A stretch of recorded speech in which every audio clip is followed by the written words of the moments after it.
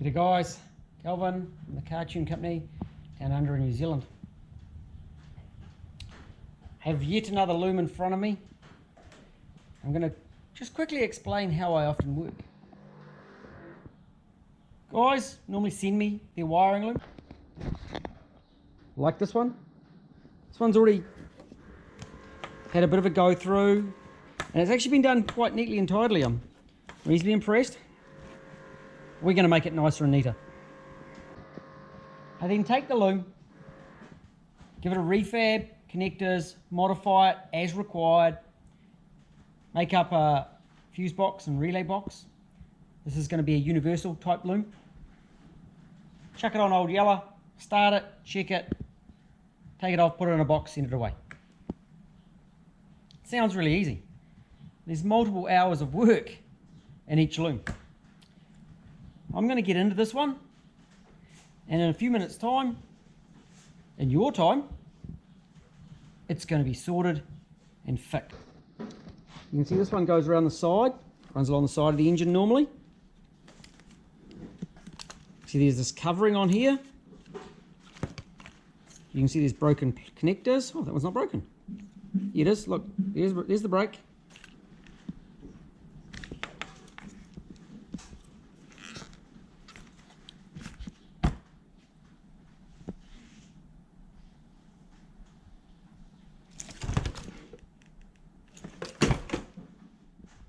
My loom's naked.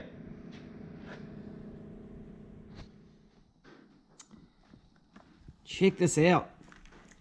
And this was actually one of the nicest home jobs I've seen. Transmission loom removed beautifully. I've pulled a few extra wires in. Oh, these ones. I need to put some extra wires in. And I used the EGR switch wire. Oh, geez, where is it? There it is. So a quick solder, and I use that one as a pull string, and I'll remove the power wire to that.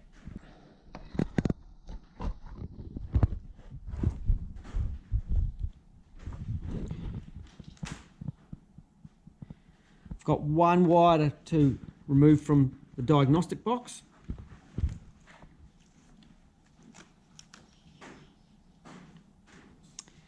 And this, here we go, here's something that was just a little bit, this is the only real funny thing I've found so far. There's like the start or neutral switch. I'm not actually sure which one it is. I think it's going to be neutral switch, actually being black white. There it is there. It's been clipped there. It's down here. There it is there. So I'm going to pull that one right out. So yeah, see, there it is there. There it is there. There it is there. It does this big loop through there. So we're just going to do this. Take that off. Pull that out. But I'm actually really impressed with the loom side of things. Yes, I've gone through and taken tape off and changed clips. But I can certainly see the person that's worked on this has been methodical and done a really neat, tidy job. So I'm really impressed. The loom has left my bench and jumped onto old Yeller. Plastic covers in, a little bit of sleeving there and there. Through the middle. That goes to the idle speed. The diagnostic box has been modified. I found an LS400 front loom, different to Celsior. So that's my test loom, or a test loom.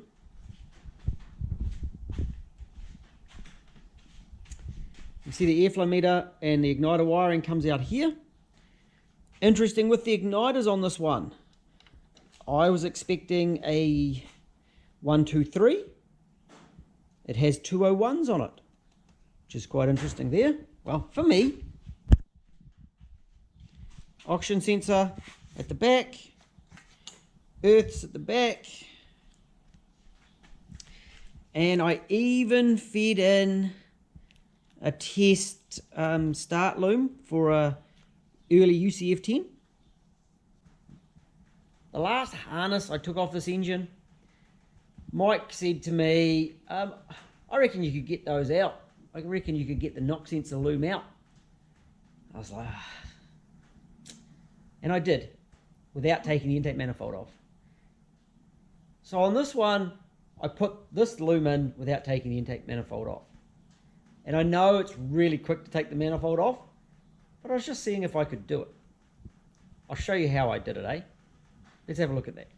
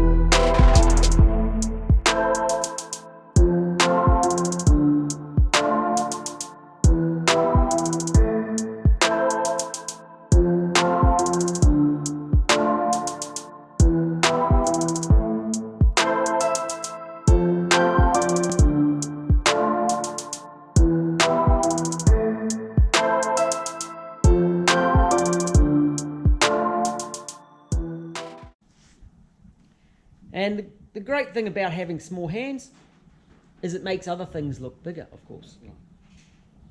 Yeah, you get it. Now for me to build up some relays and fuses for this job. I pulled in some extra wiring for the fan switch there, air conditioning trigger, and something else, oil pressure. There you go, oil pressure. As I said, the owner had already gone through this.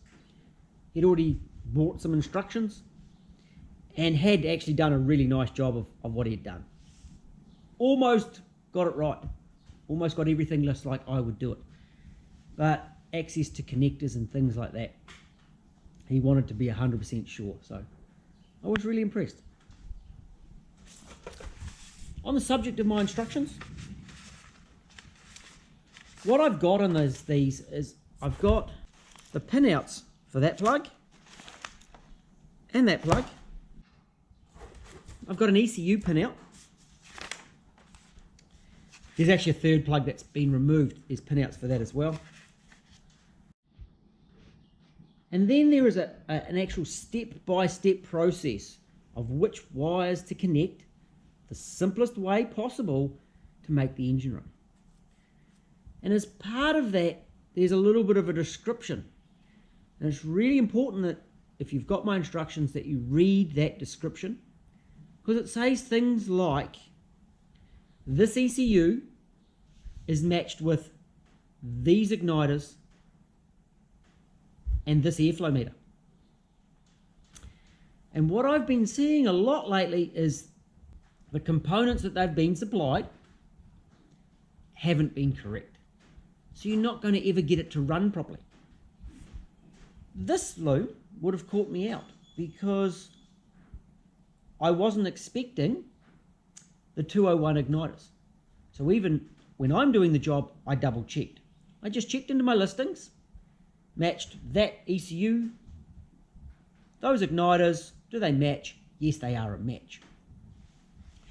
And I see that with these Lexus engines.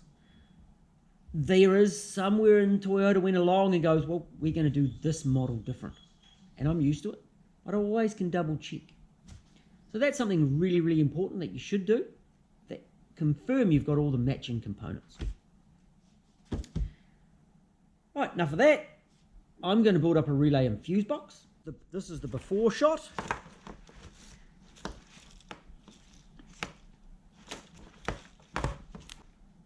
Let's get some work done. We'll show you what it looks like.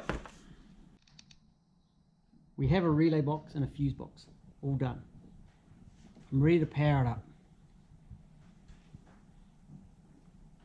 All of these systems, I follow the same process, but not all of them are exactly the same. Because every single one, there's a little difference somewhere.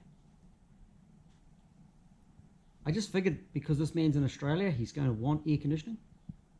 If he doesn't, it's not really a big deal. It's easy enough for me just to clip it out or just leave it there. I haven't run a start relay. In this one, I'm hoping the vehicle start circuit is just fine. So let's have a look at it, test a few things, get it ready to start up. So on this one, I've got my test light going to earth, voltage in through this big white big plug here, comes in, and it feeds those three relays there,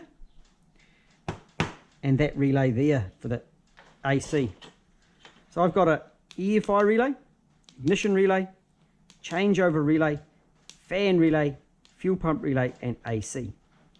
Changeover and fuel pump are both controlling fuel pump.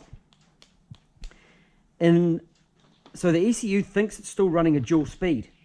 Though it only outputs a single speed, there's no resistor in the circuit. And that keeps that ECU happier. These early ones aren't so bad, fortunately. But the later ones, they give issues if you don't wire it correctly. And so the fuel pump circuit is something I see a lot of people get wrong. And on the Gen 2, a lot of them will cause we're going to call it a limp mode. I don't really like the term limp mode, but it will cause a loss of power after a period of driving. And then you turn the key off, turn the key back on, and away you go again. And it's often caused by code 78. I cover that within my instructions. So main voltage, this one is plus B going to the ECU.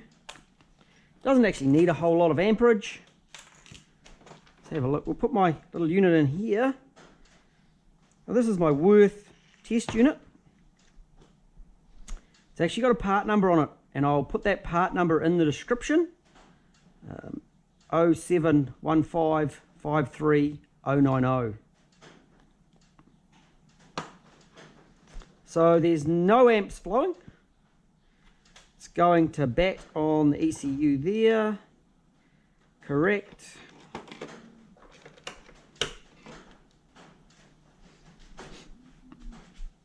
It actually registers 0 amp flow. So that's the memory for the ECU. No amp flow at all.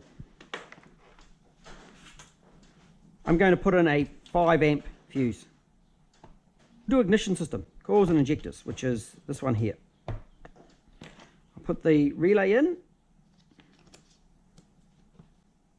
For that it needs a voltage input, which again doesn't need a whole lot.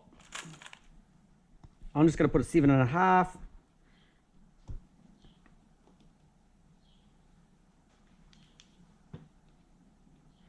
The relay did not click because it's not plugged in here. So I recycled the main plug, one of the main plugs. This loom had 3. It's now got 1. And it's kind of cool because it's compact, 2 big terminals, 8 I think I used 8 of the little terminals, but it's all in one plug.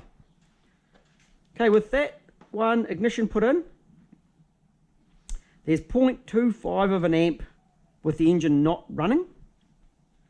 That will come up more once the engine runs. That's coils and injectors. I'm going to put a 15 ampere in it. If I separate them out, I'll often put a 10 and a 15, depending on how it's set up. But 15 is probably fine for the whole lot.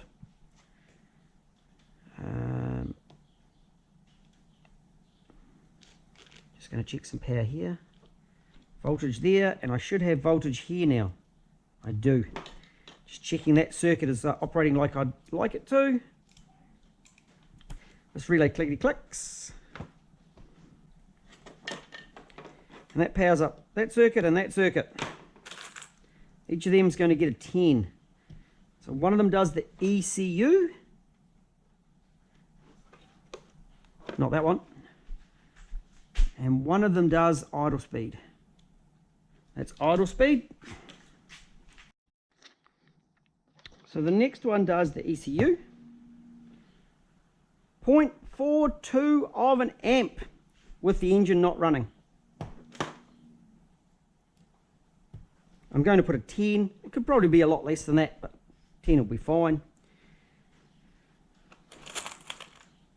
And the next one is the AC pump. Just going to put a 10er in there. It probably needs like a 5. It needs bugger all of nothing. Start, I'll put a big one in. 25 to 30 is good. Fuel pump, I'm popping a 20. And a 25 in the fan.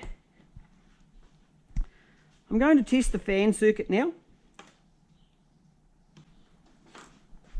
So to check the fan circuit, we're just going to sit here. I'm going to earth the fan switch.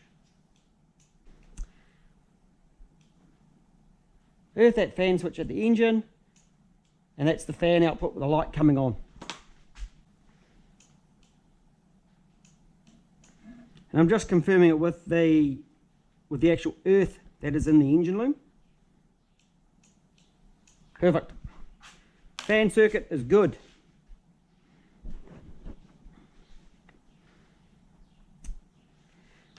At this point too, I can actually, if I give it a start,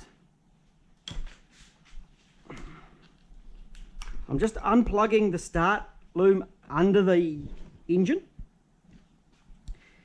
And if I give it a start input, the fuel pump should operate.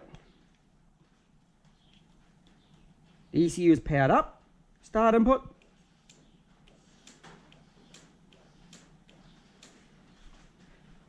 By feeding STA into that ECU, it does two things. It locks the timing at 10 degrees and it triggers the fuel pump. 1UZs, all the early ECUs do not have a prime function. With it powered up, I'm going to check that I get communication with the scan tool. So this one was really cool because the customer supplied that plug as well, the round one from under the dash. If I get supplied it, I will wire it. For the scan tool to read codes, it needs an engine check light. So that's wired up there. Got this little plug here. It's beside the plug that goes off to the diagnostics. And in it I've put a CEL, check engine light. There's also tacho. And the other side is oil and H2O for the water temp sensor. Oil comes over to this plug on the engine. So there can be a little loom running down the front of the engine to the oil pressure switch down here. AC can come down to the air conditioning pump, which is normally where my hand is.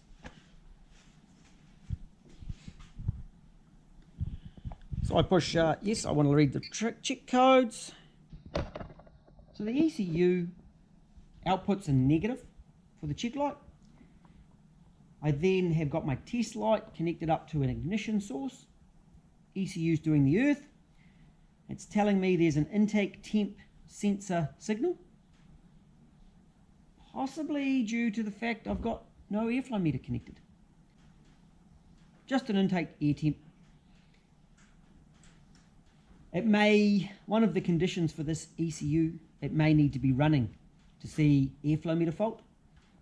There's also no throttle position sensor connected, but at least it is throwing a code. I'm happy with that. We'll check some live data. Straight in. And I've got numbers for live data. And it's actually quite interesting here. It's made up a throttle position sensor voltage. It's telling me 22 degrees. It's telling me 2.23 volts on the coolant temp and 2.5 volts on the airflow meter. So I'm happy that the one on the engine now communicates. I did modify it, and we'll plug into the one that's normally under the dash because it gives better information. So I've swapped to the semicircle and provided power to the scan tool. Just while that's reading, new EFI temp sensor as well. There's no point putting in an engine without changing that. It's easier to change while it's out, while you're doing your prep. Scan tool told me that it's got an air temp sensor code. Possibly again because the airflow meter is not attached. Now it tells me that the coolant temp is at 13 degrees. It's still making up a throttle position number of 22 degrees, even though it's not attached. And this is kind of what people talk about in limp mode. Possibly a better word would be default map. So even though the throttle position sensor isn't present, the ECU makes up a number that will allow the engine to run and drive you home. That's the idea of limp mode. A lot of people, when they say limp mode's actually, we haven't wired it properly. They think it's in limp mode, but they've got other stuff ups. And it's amazing the ECU even runs. It's all looking pretty good. It's actually got some temperatures and voltages. It's telling me that it is in drive. I'm happy in every respect there. I probably should put that plenum on. While I'm putting the plenum on, I'm going to show a short clip of another customer who's just fired up his VVTi engine. I get a heap of videos of guys with their first starts or cars not running properly and the likes. And it's really cool. You know, it's cool to see guys firing up their engines for the first time. And I got sent a photo recently of a man who is, I think it was pretty cold outside. I've got a feeling he told me it was snowing, in a canvas type tent doing his repairs. And he was giving it a go himself. And I wish I could find that email, but it was pretty much along the lines of he'd rather try and fail than to not try at all, because he was going to learn shitloads. And I thought that was really cool of him, a really good attitude to have. So let's watch Ian fire up his VVTi while I put a plenum and throttle body onto this engine.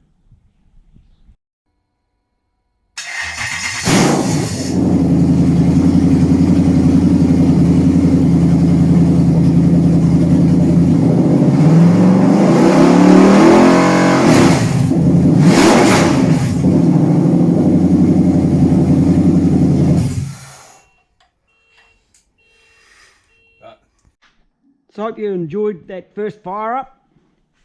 Now for a first fire up of this loom. Plenum is on, airflow meter is attached. So my ignition wire is the third one in from the end, ignition in. Start is the fourth one, and I was just flicking it across like this. And you can see we've got a few sparks happening. Just trying to load up 10 amps there. This wire is now warm. Probably not able to flow 10 amps, these wires. I found in the past they don't. So we're going with this one here. Just on 10 amps. Now this engine doesn't have the cold start injector, but the ECU is normally wanting it.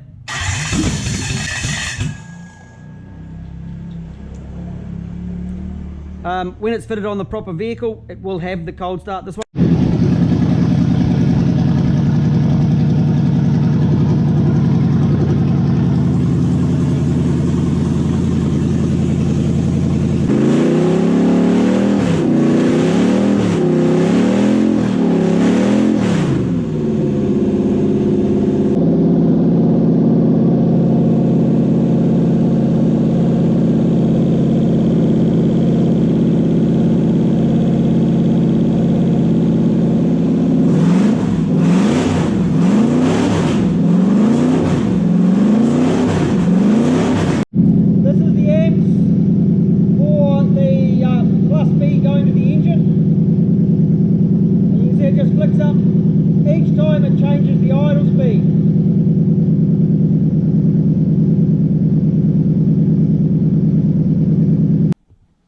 start circuit was only 10.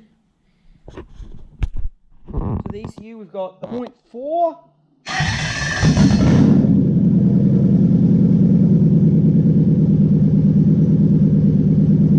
0.5 of an amp.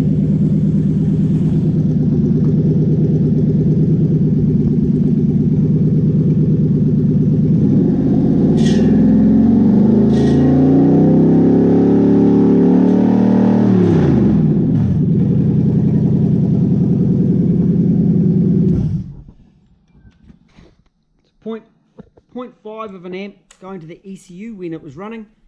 Hey, it's not full noise, but gives a good indication. Just swapped to ignition. So this is both coils and injectors on this ECU.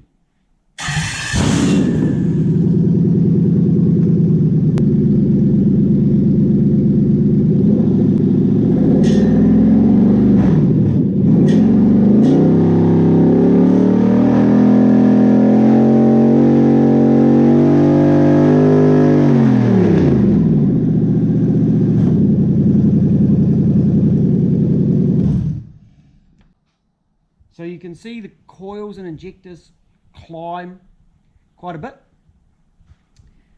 Of course, on the road, full noise, it'll get up there in the amps.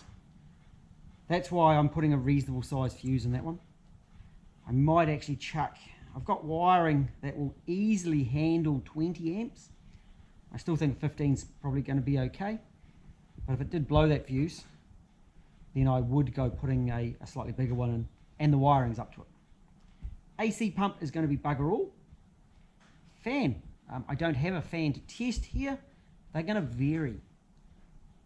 And you may find when you first fire up a fan, it has a bit of a spike as it gets the blades moving, and then it settles down.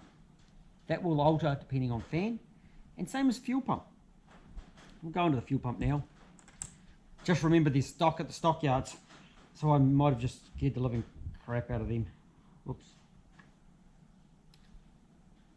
So I'll put my tester into the fuel pump. Ears are hurting a bit. I should have put my earmuffs on. This is fuel pump.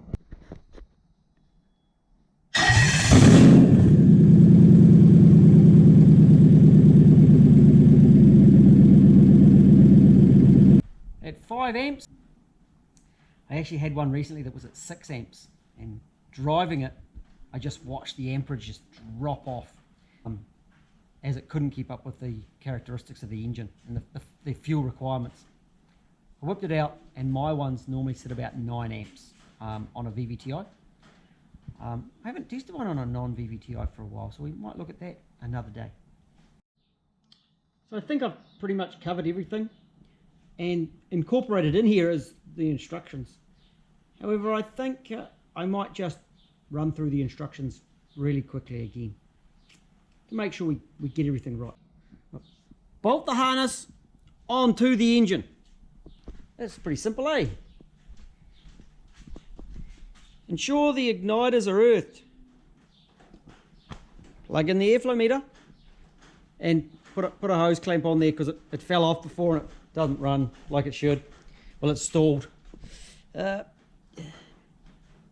Earths on the back of the engine, there and there. Cold start under the intake. Plug in your start loom. Same headers that are going onto this one as well.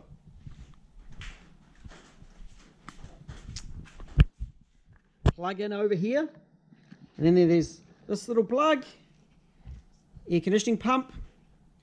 Oil pressure and fan switch.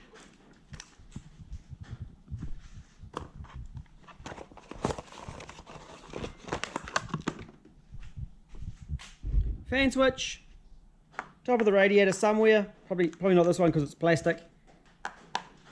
I've supplied a 9085, so really it's designed to go sort of over here because there's some cooling along here. If it gets put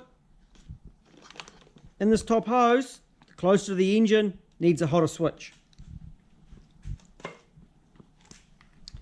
And this little loom doesn't have any terminals on, so just crimp your terminals on appropriately. the aircon pump, and for oil pressure, whatever switch is in it.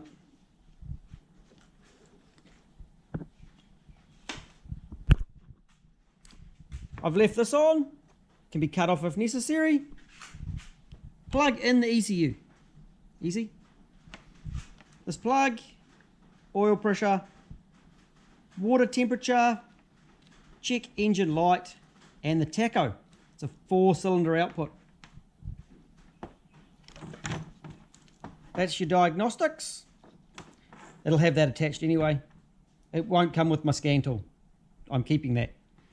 Plug this one in, and that plugs into the ECU. This white plug gets battery voltage, preferably from a fused source.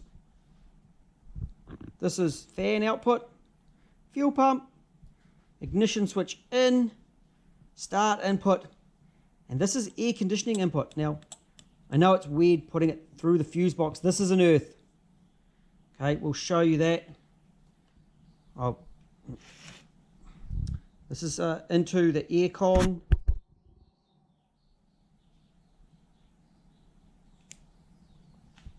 And it turns the relay on. With the air conditioning, normally there's an air conditioning controller elsewhere. And so that bit gets a signal, like a tacho signal, so it won't tell the ECU to turn on until the engine's running. The ECU, this particular ECU, doesn't have that function inside it. Some of them do, but this one doesn't. So you need to be very careful there, because you can burn out your pump. Your clutch will be engaged at all times. So just be aware of that.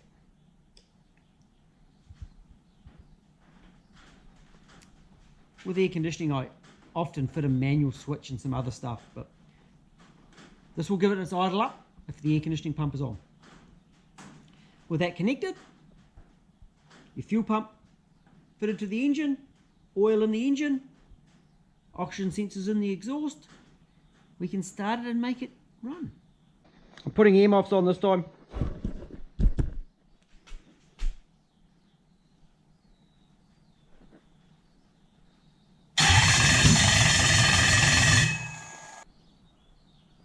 Hint for the day, put the fuel pump fuse in.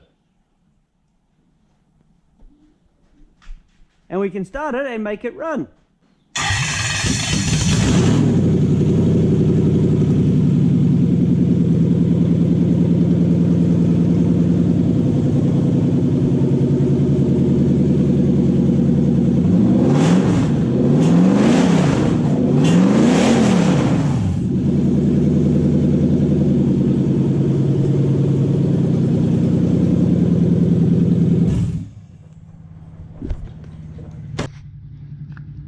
If you're not using purge, that can just be tucked away, won't give any codes.